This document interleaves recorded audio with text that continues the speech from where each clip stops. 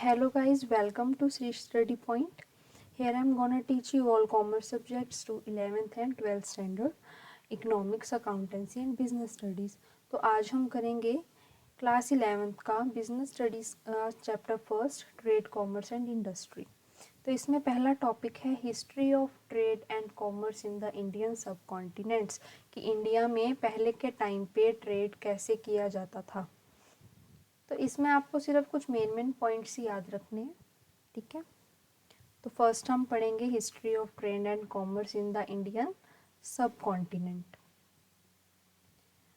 कि पुराने टाइम में बैंकिंग सिस्टम कैसा था और अब उसको मॉडर्न टाइम तक आते आते उसके बीच में क्या जर्नी रही, कमर्शियल हिस्ट्री क्या रही बैंक्स की, जर्नी ऑफ इनोवेशन, अडेप्टेशन, क्या क्या चेंजेस आए and resilience in global trade. तो हम इन चीज़ों को पढ़ेंगे।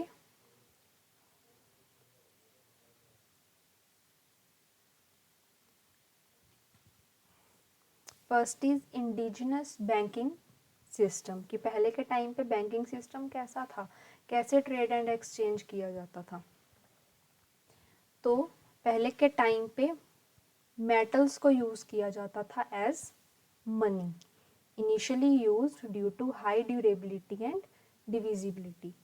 ये जो भी गुड्स बाय करने होते थे, सर्विसेज अगर हमें लेनी होती थी, तो उसके एक्सचेंज में हमें मेटल्स का यूज़ करते थे। नेक्स्ट इज हुंडी एंड चिट्टी। हुंडी एंड चिट्टी क्या थे? ये एक तरह के फाइनेंशियल इंस्ट्रूमेंट्स थे for trade and credit transactions, जो कि इसमें हेल्प करते थे। अगर कोई भी सामान क्रेडिट पे हमें लेना है, किसी भी तरह की ट्रेड करनी है, गुड्स बाय करनी है, तो जिसके पास ये फाइनेंशियल इंस्ट्रूमेंट होता था तो वो इसके एक्सचेंज में गुड्स को बाय कर सकता था। इस इंस्ट्रूमेंट के ऊपर पूरी डिटेल लिखी होती थी कि कितने का सामान लिया है, ठीक है, और कब लिया है, तो इस पर सब कुछ मेंशन होता था। Next is banking development.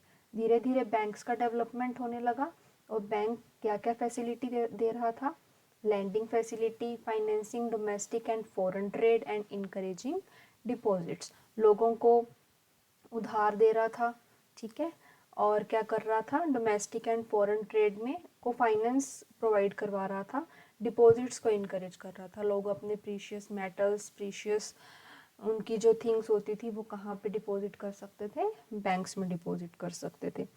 तो इंडिजिनस बैंकिंग सिस्टम जो था, इसने सिर्फ ट्रेड को ही ट्रेड में ही हेल्प नहीं करी, बल्कि इसने क्या किया, एडिशनल फंड्स भी प्रोवाइड करे फॉर मर्चेंट्स, जो एक्सपेंशन करना चाहते थे अपने काम में, जिनको ग्रोथ चाहिए था, ठीक है।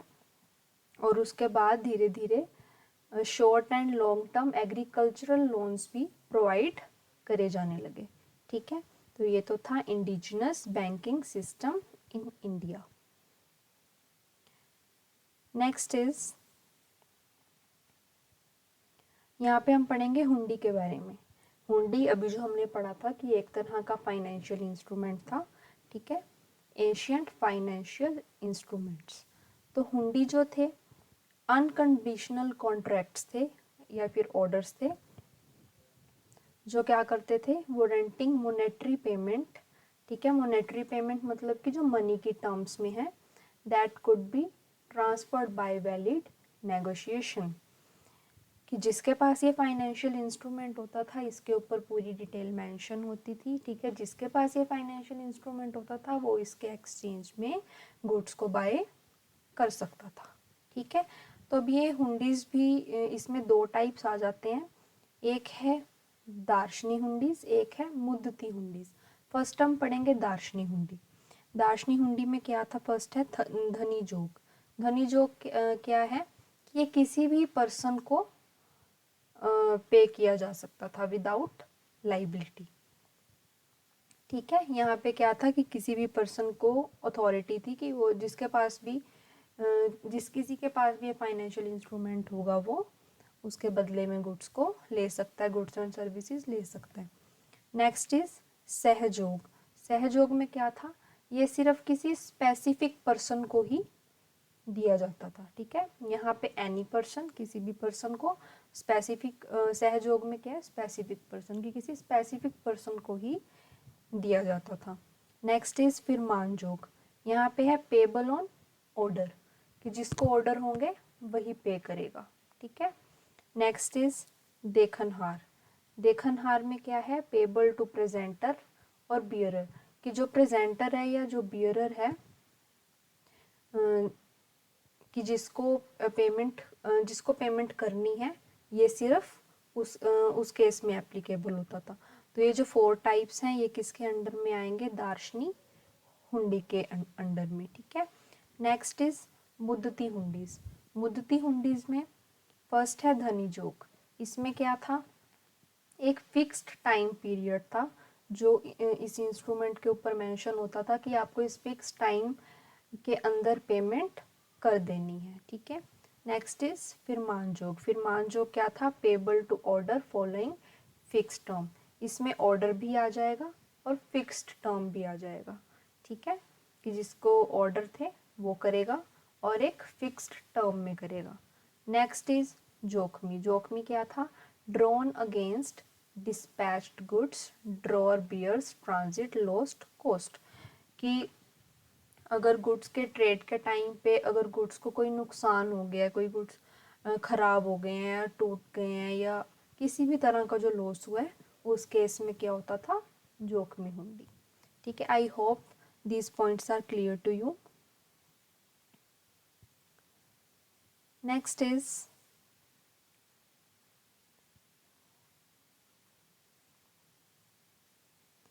Trade infrastructures and intermediaries. सबसे पहले तो हम पढ़ लेते हैं कि इंटरमीडियरीज क्या होते हैं। इंटरमीडियरीज क्या होते हैं, ये मिडल मैन होते हैं जो प्रमोट करते हैं ट्रेड को, ठीक है। जैसे कि ये कोई कंपनी है, ठीक है, XYZ ये कोई कंपनी है, इसको कंज्यूमर्स तक गुड्स पहुंचाने हैं, ठीक है, इसको कंज्यूमर तक गुड्स पहुंचाने हैं। तो क्या इतनी वास्ट ऑडियंस में ये चीज़ काफ़ी आसान है कि आप सभी को टाइमली गुड्स प्रोवाइड कर सको, ऐसा नहीं होता है। तो बीच में जो पर्सन आता है जो कंपनी से गुड्स लेके कंज्यूमर तक पहुंचाता है, वो क्या होता है, मिडल मैन। तो मिडल मैन क्या है, जो ट्रेड को प्रमोट करता है by providing security to manufacturers, assuming risk involve, acting as commission agents, brokers and distributors. आपने नाम सुने भी होंगे, एजेंट्स, ब्रोकर, डिस्ट्रीब्यूटर्स, तो ये सब किस में आ जाएंगे, ये मिडल मैन होते हैं जो कंपनी से गुड्स लेके कंज्यूमर्स तक पहुंचाते हैं, ठीक है। तो ये क्या होते हैं, intermediaries. The Jagat Seths played a crucial role in promoting trade, commerce and banking in India. पहले के टाइम पे इंटरमीडियरीज को जगत सेट्स के नाम से जाना जाता था और ये बड़ा ही इम्पोर्टेंट रोल प्ले करते थे ट्रेड को प्रमोट करने में, कॉमर्स को प्रमोट करने में और बैंक्स को प्रमोट करने में in India.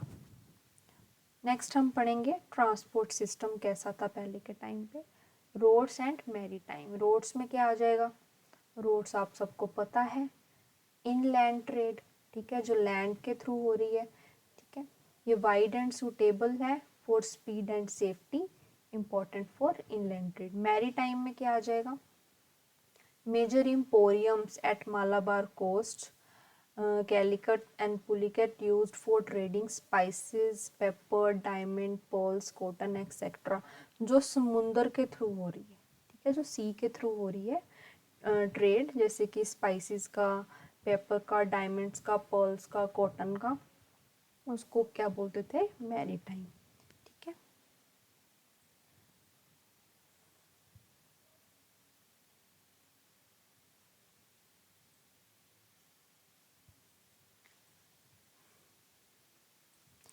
Next is trading communities and merchant corporations. तो इसमें क्या आ जाएगा, सबसे पहले हम पढ़ेंगे regional trading communities. Regional trading communities में क्या आ जाएगा, पंजाबी एंड मुल्तानी मर्चेंट्स। अब इसमें आपको क्या क्या रखना है कि कौन सी कम्युनिटी किस रीजन में ट्रेड करती थी सबसे ज़्यादा, ठीक है। जो पंजाबी एंड मुल्तानी मर्चेंट्स थे सबसे ज़्यादा ट्रेड कहाँ करते थे, नॉर्थर्न रीजन में। नॉर्थर्न रीजन में सबसे ज़्यादा कौन ट्रेड कर रहा था, Punjabi and Multani. Next is Bhatts, ये कहाँ कर रहे थे, गुजरात एंड राजस्थान में। महाजन महाजन कर रहे थे वेस्टर्न इंडिया में। छठ, ये कहाँ कर रहे थे, साउथर्न ट्रेडर्स। नगर सेठ कहाँ थे, urban centre representatives. Professional classes में कौन आ जाएंगे, जो जिनका प्रोफेशनल वर्क है, ठीक है, जैसे कि फिजिशियंस हो गए, लॉयर्स हो गए, टीचर्स, आर्टिस्ट्स, ठीक है। नेक्स्ट हम पढ़ेंगे मर्चेंट कॉरपोरेशंस। मर्चेंट कॉरपोरेशंस क्या थी, guilds formed to protect trade interest with, ठीक है। जो ये मर्चेंट्स थे इनके क्या होते थे, अपने ही रूल्स होते थे, own rules of membership and professional conduct. Guild chiefs dealing with Kings and tax collector, ठीक है। जो ये गिल्ड चीफ थे ये किसके साथ डील करते थे, किंग्स के साथ, और जो टैक्स कलेक्ट करते थे उनके साथ। Next is merchants acting as custodians of religious interest. Trade taxes as major revenue source. पहले के टाइम पे जो ये टैक्स होता था ट्रेड के टाइम पे, वो एक मेजर सोर्स था रिवेन्यू जनरेट करने का, ठीक है। टैक्सेस किस किस तरह के, octroi tax, custom duty, tariffs. Next is commercial activities enabling merchants to gain social power. जो ये मर्चेंट्स कमर्शियल एक्टिविटीज करते थे, ठीक है, इससे उनको सोशल पावर गेन करने में हेल्प मिलती थी, ठीक है। और जो ये टैक्स कलेक्टर होते थे या जो मर्चेंट्स होते थे, इनके जो रूल्स होते थे वो किंग्स को भी फॉलो करने पड़ते थे, क्योंकि किंग्स को भी उससे क्या होता था, किंग्स के लिए भी वो क्या था, रिवेन्यू जनरेट करने का एक मेन सोर्स था पहले के टाइम पे।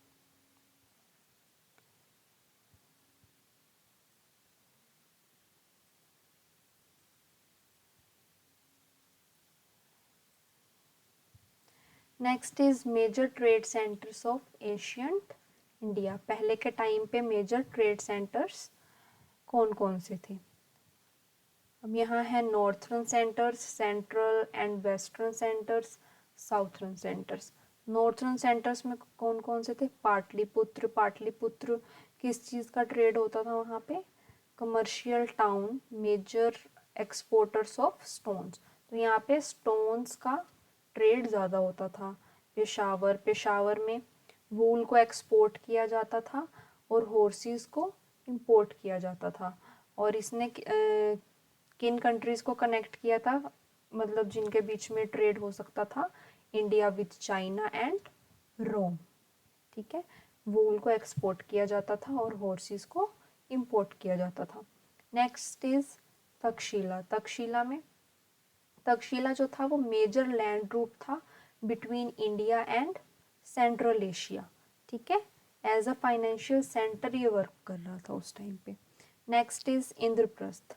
इंद्रप्रस्थ क्या था, commercial junction where routes from all directions converged, ठीक है। इंद्रप्रस्थ आई थिंक दिल्ली में है, तो ये मतलब सेंट्रल जंक्शन हो गया, एक सेंट्रल कमर्शियल जंक्शन हो गया जहाँ पे सभी रूट्स कन्वर्ज हो रहे थे, ठीक है, सभी रूट्स आकर वहाँ पे मिलते थे। Next is central and western centres. Mathura में क्या था, trade emporium where southern routes connected, ठीक है। Next is Varanasi. वाराणसी में क्या था, मेजर टेक्सटाइल सेंटर था ये, famous for gold, silk and sandalwood.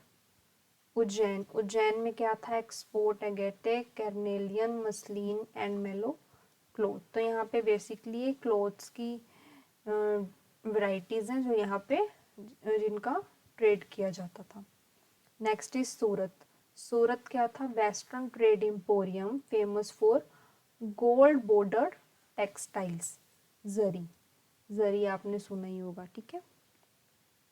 Next is southern centre, southern centre में कांची, कांची क्या था, major trade centre for pearls, glass and rare stones. Next is Madura, Madura is attracted to foreign merchants, ये foreign merchants को attract करता था for overseas trades. Next is Broach, Broach क्या, greatest seat of commerce in western India. कावेरीपट, Kaveripat is headquarter for many foreign traders, ठीक है, कई foreign traders का क्या था, ये मेन हेडक्वार्टर था, convenient for international trade. Next is Tamralipti, one of the greatest ports connecting with west and far east. तो these are major trade centers of ancient India.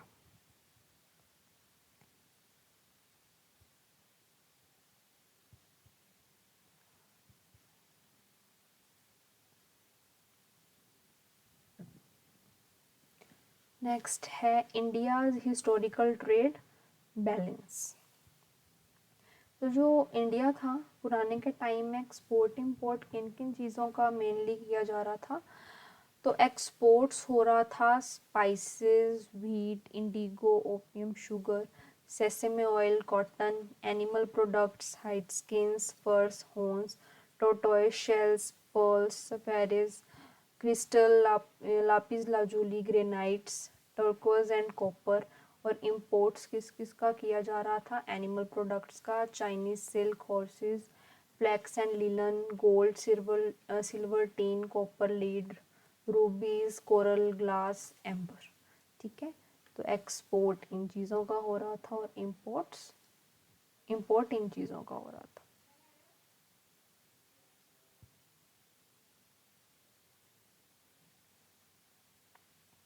Next is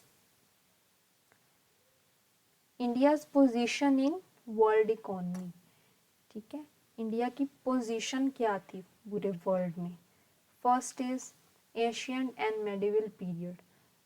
इस time पे क्या था कि जो इंडिया था उसने approximately 1/3 to 1/4 of world's wealth को ये कंट्रोल करता था इंडिया, ठीक है। उस टाइम पे इंडिया बहुत ही एक पावरफुल पोजीशन पे था, ठीक है। सेकंड, जो फॉरेन ट्रैवलर्स यहाँ पे आते थे, ठीक है, उन्होंने इंडिया को किस नाम से मतलब वो रेफर करते थे या किस नाम से उसको जाना जाता था, Swarna Bhumi, land of gold and Swarnadeep, island of gold, ठीक है।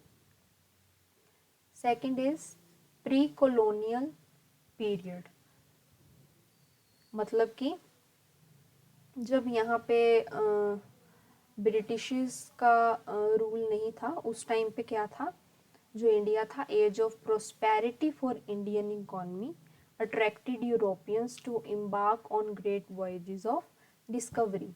ये फॉरेनर्स जो यूरोपियंस थे उनको अट्रैक्ट करता था इंडिया, ठीक है। वो वहाँ से लोग आते थे यहाँ पे डिस्कवरी करने के लिए, यहाँ की चीज़ों को देखने के लिए, यहाँ से कुछ सीखने के लिए, ठीक है। तो हर चीज़ में जो इंडिया था वो आगे था, चाहे एजुकेशन के उससे देखो, चाहे ट्रेड के उससे देखो, India was at the highest position in the world. Next is colonial period. यहाँ पे क्या था, जब ब्रिटिशर्स का रूल आया इंडिया में तो ईस्ट इंडिया कंपनी थी जो उसने कंट्रोल करना स्टार्ट कर दिया इंडिया को, ठीक है। जिसकी वजह से क्या हुआ, लैक ऑफ फ्रीडम, आज़ादी नहीं थी, नो एग्रीकल्चरल और साइंटिफिक रेवोल्यूशन, लिमिटेड एजुकेशन हो गई थी लोगों के पास, under British empire reduced to mere exporter of raw materials, ठीक है। तो यहाँ से क्या स्टार्ट हो गया, इंडिया डिक्लाइन करना शुरू कर गया, ठीक है। जो फॉरेन ट्रैवलर्स थे, मैग्नीथीज, Fahien, Hiuen Tsang, AI. Biruni, Ibn Battuta and Francois often marvelled at India's wealth and prosperity. इन्होंने कई बार इंडिया की प्रोस्पेरिटी का, वेल्थ का, कि इंडिया के खूबियों के बारे में, ठीक है, उन्होंने काफ़ी बार इसका जिक्र किया है, ठीक है, कई बार इस चीज़ की उन्होंने प्रेज करी है बहुत बार।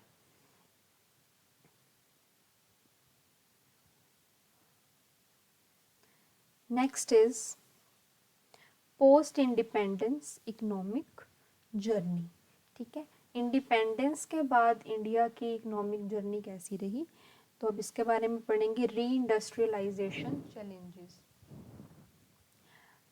आफ्टर इंडिपेंडेंस इंडिया ने अडॉप्ट किया central planning through the planning commission and 5 year plans, ठीक है, इंडिया ने अडॉप्ट किया central planning through the planning commission and 5 year plans.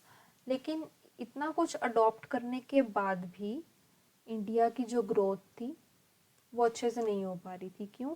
क्योंकि यहाँ पे लैक ऑफ कैपिटल फॉर्मेशन था, पॉपुलेशन राइज होती जा रही थी, बढ़ती जा रही थी, ठीक है, डिफेंस पे ज़्यादा एक्सपेंडिचर किया जाने लगा, ज़्यादा खर्च किया जाने लगा, और इंफ्रास्ट्रक्चर अच्छा ना होने की वजह से इंडिया ग्रो नहीं कर पा रहा था, ठीक है। India gradually begin relying heavily on foreign borrowings, foreign borrowings के ऊपर इंडिया डिपेंड रहने लगा, ठीक है। Ultimately agreeing to economic liberalisation in 1991। 1991 में क्या है, इंडिया ने इकोनॉमिक लिबरलाइजेशन के ऊपर एग्री किया, ठीक है। Next is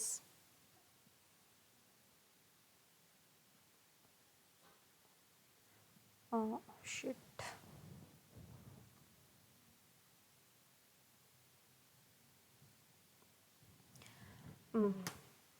so last is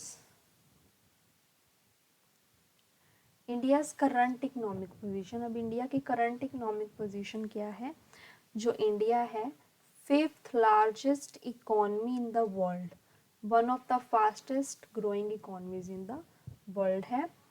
number 1 FDI destination in the world, foreign direct investments को बढ़ावा दे रहे हैं India. Preferred destinations for foreign direct investment, foreign के लोग इंडिया में इन्वेस्ट कर रहे हैं, ठीक है। Next is 65% of young population जिनकी इनकम में राइज हो रहा है, इनकम में राइज हो रहा है तो वो सेविंग भी ज़्यादा कर रहे हैं, इन्वेस्टमेंट भी ज़्यादा कर रहे हैं, और डोमेस्टिक कंजम्पशन कर रहे हैं, यानी कि जो इंडिया के अंदर ही, हमारी कंट्री के अंदर ही गुड्स एंड सर्विसेज प्रोड्यूस हो रही हैं उनका ही यूज़ कर रहे हैं, क्योंकि अब लोगों में अवेयरनेस आ गई है, ठीक है, मेक इन इंडिया इनिशिएटिव के बाद से। नेक्स्ट इज गवर्नमेंट ने जो इनिशिएटिव्स लिए for the growth of India, that is make in India, skill India, digital India and foreign trade policy. Make in India start कर दिया कि जो भी गुड्स एंड सर्विसेज हैं ज़्यादा से ज़्यादा मतलब इंडिया को यूज़ करनी चाहिए, ठीक है, बाहर की फॉरेन प्रोडक्ट से इन्फ्लुएंस ना हुआ जाए। नेक्स्ट इज स्किल इंडिया, मतलब इंडिया के लोगों के में अवेयरनेस, इन्होंने अवेयरनेस पे ध्यान दिया है कि जो लोग हैं ज़्यादा से ज़्यादा अपनी स्किल्स पर काम करें, अपनी स्किल्स को बढ़ाएं।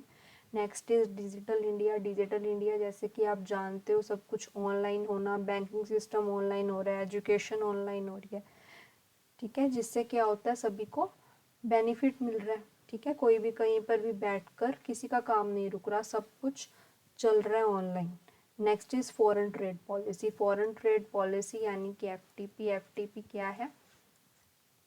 इसने इस पॉलिसी ने किस चीज़ में हेल्प करी कि फॉरेन कंट्रीज़ हैं जितनी भी, उनके साथ ट्रेड अच्छे से हो पाए, ठीक है, ज़्यादा से ज़्यादा ट्रेड करना फॉरेन्स के साथ, ताकि रिलेशंस अच्छे हों कंट्रीज़ के।